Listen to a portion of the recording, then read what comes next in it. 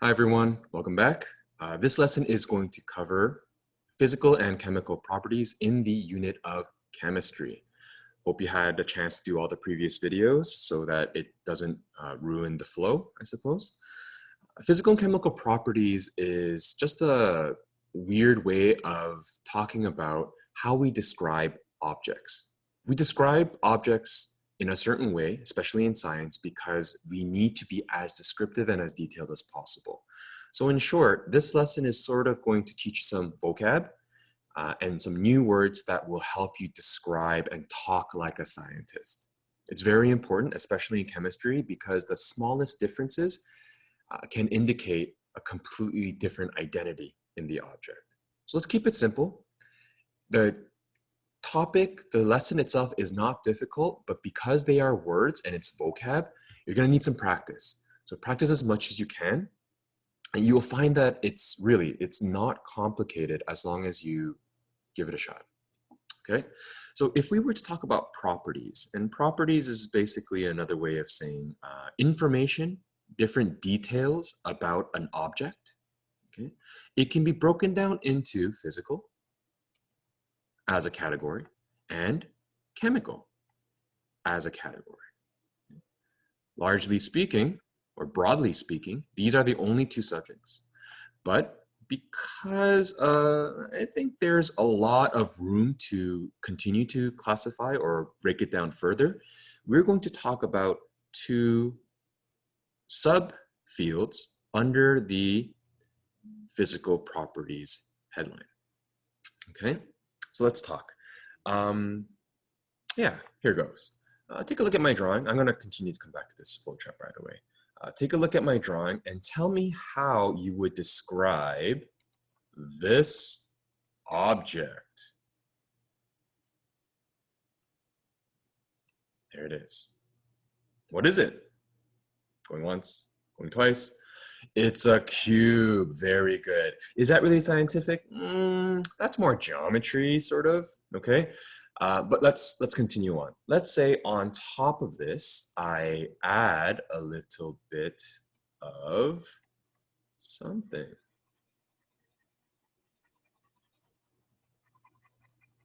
It's pretty bad, but please bear with me, okay? Like, let's pretend that it's nicely colored, okay?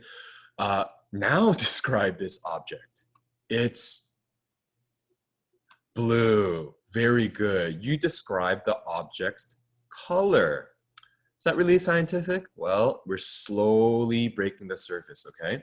Let's draw something else. Let's pretend I give you some more information. I take a stick and I whack this object, okay? I take a stick and I whack it, okay? And ow, it hurts, and you see the sound coming off of it, whatever, okay? That is a stick. And the stick does not go through it, but in fact, the stick bounces off of the object. What can you tell me about this object now? Well, it's a solid, right? It is a solid. Good. You have described the object's state. Of course, it could be liquid or gas, but right now it's a solid. What else? What else can you describe? Let's say I add this to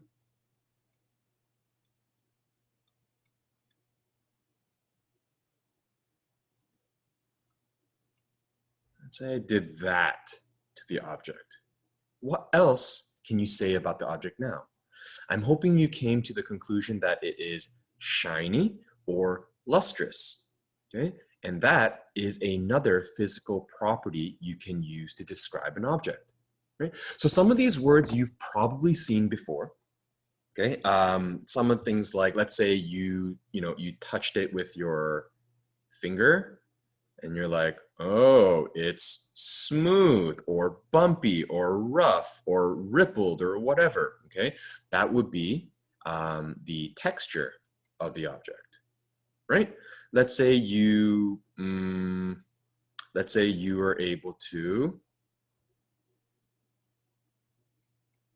sniff the object, okay? And that would be you checking its odor, okay, whether it has a scent or not. And you could describe words for smell. Some people some people would say, you know, that has a sweet smell, that has a sour smell. This smells rancid. Oh, that's pungent. Oh, who farted? That's eggy or sulfurous or whatever. There's different ways we can describe odor, right? Let's see. There are, so all of these are considered qualitative properties, okay? And that is one qualitative subtopic under physical properties. Okay, these are all qualitative because we are describing an object's quality, right? Let's see, quality. That is the root word for qualitative. It is quality. Okay, so these are words you probably learned growing up. It's not, you wouldn't necessarily call them scientific, but it does help us narrow down in how to describe an unknown object. Here are some words that you may not be fully familiar with, and this is where your practice is going to come in. One word is malleability. Okay. How malleable something is. Let's say, for example, when I hit it with a stick, it actually doesn't bounce off, but it actually goes right through. Let's say this was like a block of clay or Play-Doh or pizza dough, or even a block of metal that's very malleable. Okay, it would be how we describe, you know, things that we can roll out, like a rolling pin, and roll it out on the floor, or we can take a hammer and mash it down into sheets, like paper sheets. One example that you might know or be very familiar with is aluminum foil. Okay, aluminum is a metal that's very malleable, so malleable in fact that if I take a machine and I take a hammer and I start mashing it down, I can actually flatten into sheets, so flat and thin actually that I can wrap it over my food before it goes into the oven or whatever. Okay, that is malleability. Another, I guess, qualitative property that you may not be familiar with is brittleness. Okay, so sort of in contrast to malleability, if let's say I hit something with a stick and like a cookie, it breaks and it crumbles, well, that would describe an object that's brittle. Okay. Please get some practice with this. These are all qualitative properties. Okay. There are some examples I'm going to try to share with you.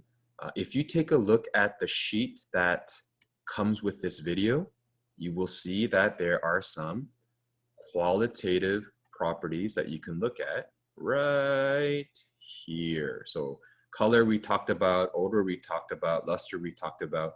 Basically everything in this column is qualitative properties, which brings us to the next subtopic. What is quantitative? I think you can probably guess. Quantitative has the root word, is from the root word quantity, quantitative. Okay? And that means that we're going to have to associate a description with numbers, quantities, all right? Here is an example. So let's go back to, how about we fill this chart in, okay? So this is quantitative, and the root word is quantity. Let's go back to this cube. Let's pretend this was an ice block, okay? It gives us a very good place to start when it comes to numbers. If I have an ice block or an ice cube straight from your fridge, and it's shiny, okay? What would be its melting point? In other words, the point at which this solid object turns into a pool of water. The melting point of this ice cube would be 0 degrees Celsius.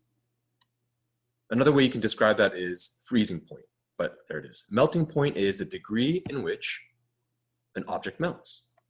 In the same way, after it turns into water, it can evaporate and become water vapor. What temperature is that? I hope you said it's 100 degrees. Water boils at 100 degrees. And that number describes the boiling point of this object. And we call this, again, quantitative because numbers are associated with it. As long as a number is associated with it, it's a quantitative property. Some others that we can describe. Hardness. I know that sounds a little bit weird, and you would think there's no way you can associate numbers with hardness, but in fact, it is a quantitative property. Hardness is described on a scale from 1 to 10 under the Mohs scale. Okay, you probably never knew that. I didn't know until I became a teacher, actually.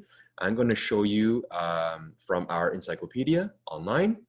The Mohs scale goes from 1 to 10, where 1 describes the softest solid we know, and 10 describes the hardest solid we know. 10 is diamond. So it would be, let me get my pen out. Diamond is right there, that's a 10. The softest solid we know is talc, and it gives the hardest of 1, and it's very easily scratched by a fingernail. A fingernail is approximately 2 in hardness. So you can get a grasp of what the numbers might be. If I gave you something like gravel or concrete, where would you put that between a fingernail and diamond? Maybe somewhere in between. Do I need you to know what numbers exactly each object is going to be? No, but you should be aware that there is a scale and hardness is a quantitative property. Okay, let's keep moving. There are some other ones that are a little bit more complex. So the next 2 I'm going to give you might be a little confusing. The first one is solubility. In other words, how much of this solid object can dissolve in 100 milliliters of water? Okay. Here's an example. How many grams of table salt, right, sodium chloride, can dissolve in water? For table salt, that is like that, we can get about 36 grams per 100 milliliters. What does that mean? It actually means about 5 tablespoons times 5. So here's a tablespoon of salt. Okay, 5 of those inside a single 250 milliliter cup of water. 5 tablespoons, that's a lot. Okay, so that is solubility. Why do we call it quantitative? Again, because we can associate it with a number. The last one I want to go into before moving on is this thing called density. Density is a little bit more mathy, and because of that, you might revisit it again in a future lesson. But let me try to explain density a little bit. Density, you know what? Let me describe it by giving you a kind of a riddle, okay? Ready? Which is heavier, 1 kilogram of feathers or 1 kilogram of rocks? I'll give you a second. Going once, going twice. Trick question, they actually both weigh the same. I said 1 kilogram and 1 kilogram. So what I'm actually talking about is mass. That's not density. Okay, but now let's take a look at how I'm going to change the question. Let's pretend in a shoebox, okay, I have a shoebox full of feathers, okay, and the same size shoebox is full of rocks. Which one of these is heavier? I'm hoping you said the stones, okay? A box chock full of stones versus a box chock full of feathers, the rocks are going to be heavier. What is the difference, or rather, rocks are going to be more dense. What is the difference between my example here versus my example here? This one introduced volume. Okay, so again, you're gonna have to wrap your head around this a little bit. By definition, Density is how heavy something is given amount of volume. By formula, density, and some teachers might use the letter D. Some teachers might use the letter, I guess, P or phi, and wait, I forget what that letter is in Greek. Anyways, density, let's keep it simple. Density is going to be equal to how heavy something is, aka the mass of an object, divided by how much volume it takes up. Okay, that's going to be our formula. Now again, you might still not have a clear idea of what density is. So let me try to give you some examples. Okay, I'm going to give you two. Number one, let's pretend I have an aquarium that holds, so this is for fish, okay? It holds 10,000 centimeter cubed of water. It also happens to weigh 10,000 grams. I have a smaller aquarium that holds 5,000 centimeter cubed of water, but it only weighs 5,000 grams. Which aquarium, so which, I guess, volume, or sorry, which objects that I described is more dense? Well, if I were to use the formula, let's pretend this is example A and this is example B. Let's use a different color.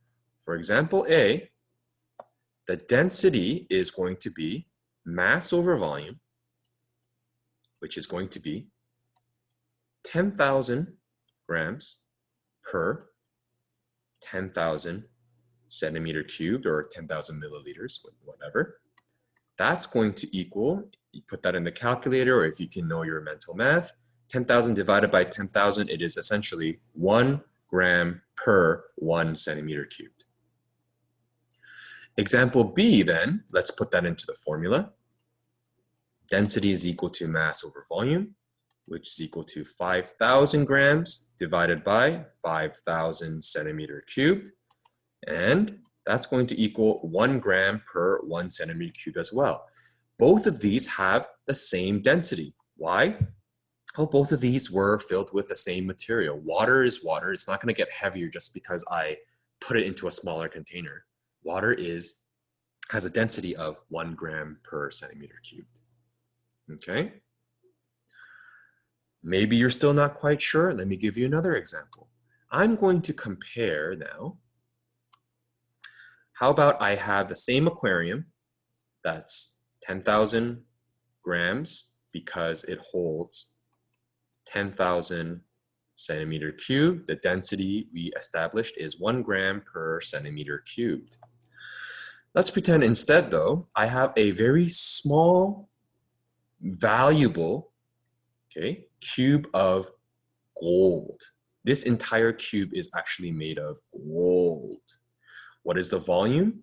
It is 100 centimeter cubed. What is that? That's like 10 centimeters by 10 centimeters by 10 centimeters. That's a pretty large chunk of gold there, okay? And if you weigh it, let's pretend it weighs approximately 19,300 grams. So that's the volume and that's the mass, okay? By formula, density is equal to mass over volume, which is equal to 19,300 divided by 1,000. So this is grams, centimeter cubed. Doing your mental math, the density will equal 19.3 grams for every single centimeter. Compare this with the density of water. Which one is more dense? Well, I'm hoping you said gold, which makes sense. If you think about having a handful of gold versus a handful of water, I think you can imagine already which one is going to be heavier, assuming that they had the same amount of mass, same amount of volume. So remember, it has nothing to do with mass on its own. It has nothing to do with volume on its own. They are together. Okay, you have mass divided by volume tells you how heavy it is given the same amount of volume taken up. Okay. So there you have it. This is physical properties that can be divided into Physical, qualitative, and quantitative. Okay, take a look at the first page of your handout. So this is our checkpoint. Take a look at the first page of our handout, right there. Yeah. You will see a whole bunch of different qualitative and quantitative properties. Let's see. I'm going to ask you to use this, and if you have any other, if you need any other examples, you can actually take a look at some of them that are provided here. You know, resistant to flow, maple syrup is more viscous. Just they're examples that use the qualitative and quantitative properties to help you practice it on your own. Okay, this practice, by the way, is going to come in page 2. So here's what I'd like you to do. Please pause the video and do this chart. I'll help you out. For me, let's pretend, okay, I'm going to pause the video. I'm going to start this as my activity. I don't know if your teacher's going to make it worth marks, but here it is. The first thing to the left of where you are sitting. To the left of where I'm sitting is my lunchbox. Okay, so I'm going to try to describe Tupperware. Okay. The furthest thing you can grab with your right hand. So with my right hand, that might be left to you. My right, the first thing I can grab is a folder. Okay, and so I'm going to try to describe this. So paper, so plastic folder. Okay, something deep in your closet. That means you might have to get off of your butt. Okay, and find something. Something under your bed. Let's assume that your bed is a little bit dirty. If there is absolutely nothing under your bed, maybe you can just say air, just describe air. But that's not fun. Check under your bed, and maybe that will give you a reason to clean your room, okay? First thing you see in the kitchen, so you're gonna have to go to the kitchen, and first thing that catches your eye, okay? Tupperware, if this is you, texture. Well, I'm just gonna focus on maybe the lid of my Tupperware. It's pretty smooth. Brittleness, I don't think this is gonna crumble. Okay, Tupperware, if I gave it enough force, I think I would snap it in two. I would actually just break it. So I don't think I would call it brittle.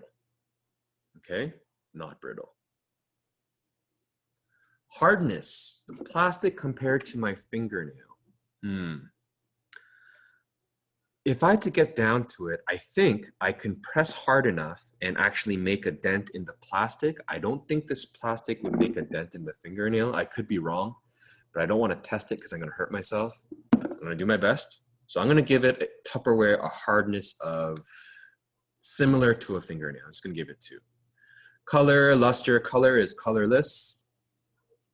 Unless you want to describe the red portion. Don't get too technical. You're just trying to practice using terminology for qualitative and quantitative properties. Okay, fill this in, and when you are done, that's your checkpoint. Take a break, grab a snack, and start the video again so we can move on to chemical properties. Pause the video. Go do the activity now.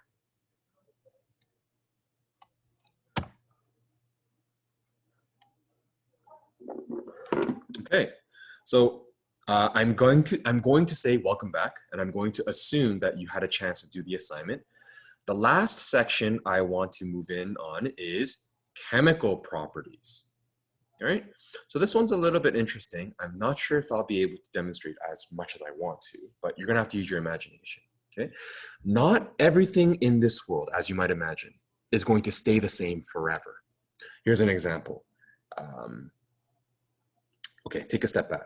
Atoms and molecules, they will change. They can react to the things around you. They can transform into other objects. For example, if you've ever seen a log of wood burn, okay, here it is, it's burning, like in a campfire. After the campfire is done, what happens to the log? Does it stay the same? No. At the end of it all, on the ground is a whole bunch of ash. Okay, the wood turned into ash, right? That is an example of chemical change. So we need to be able to describe how something changes to another by talking about its properties. So being able to burn, the ability to burn is not necessarily flammable, it's very close. We call that combustibility. Okay, the ability to burn when something raises in temperature. Flammable is more like, is it able to burn in room temperature or common temperature? But that's a detail you don't need to necessarily focus on. Okay, combustibility is one example of chemical properties. All right. All right, and again, just to hammer it home, chemical properties simply describe how something changes into something completely different. The composition of wood and the composition of ash are sort of different, and so we know that there is a change. Another example of something changing is when, let's say, some substances react with oxygen, some substances react with water, some substances react with both at the same time. So here's an example. Some of you may be very familiar with cars. Some of you may be very familiar with jewelry like silver or gold. And you know that as time passes, anything that's made of metal like silver or gold, they will tarnish. They turn sort of brownish or they get duller. Their shininess disappears. And why is that? That is because they react with oxygen. Okay, typically in the presence of water, but react with water is another one. These are different forms of chemical properties. Okay, reactive with water, reactive with oxygen. Let me give you an example. When you get older, this is going to be important. You may decide to purchase a car. It's one of the larger purchases you'll make in your life. And as you're driving down, some silly driver decides to not pay attention to the road and it scrapes your car. Your car, let's pretend this is your car. It's a sweet car. Okay. Look at that sweet car. Okay. Your car, someone bumps into your car and actually creates a little chip in your car. Okay. What does that mean? If I were to zoom in on it, if this is a surface of your car and this is a surface of your car, there is an actual break on the protective surface. Why is that a big deal? It is because all cars have a protective layer on top of it, sort of like the electroplated, like the painting and stuff. And right under it is the metal. Okay. So when a car is scratched, you need to check if the metal is exposed. That's the exposed metal. Okay? It is exposed into the air where there is oxygen, and if it rains, water can get into it. How about I not use code and say oxygen and water through rain? They will both come in contact with the metal. As time passes, the metal will begin to react with oxygen, react with water, and change from a shiny metal into something nasty, something brown, something that we call cancer to cars. Anyone here? You want to take a guess what that might be? Cancer to a car? Going once, going twice. This is called rust.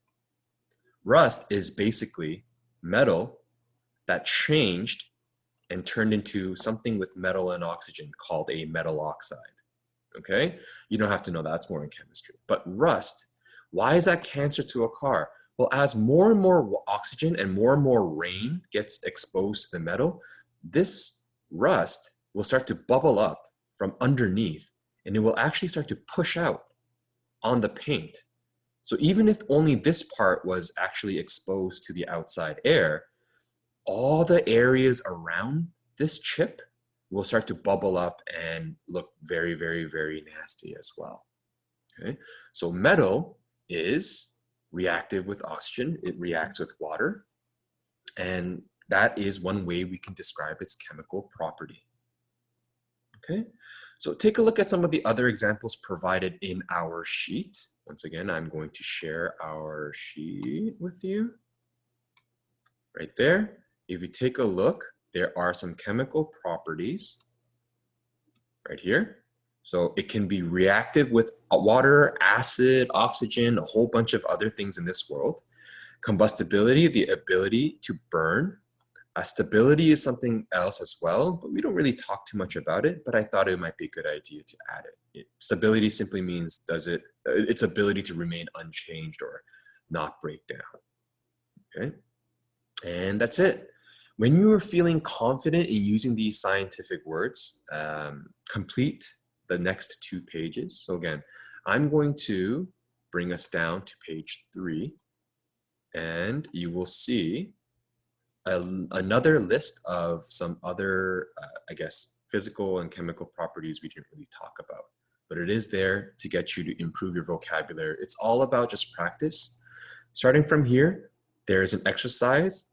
There is a description of a physical property, and then there are some letters that can help you match the description with the physical property. That's going to be one exercise. Some more chemical properties for your safekeeping. And then there are some exercises that you can do. Some of your teachers might just assign this as an assignment. Others might just say, try it and see how familiar you can get and see how adept you are with using this vocab. But as I said in the beginning of the video, this lesson is not necessarily difficult to understand. It's just difficult to use because you need a lot of practice.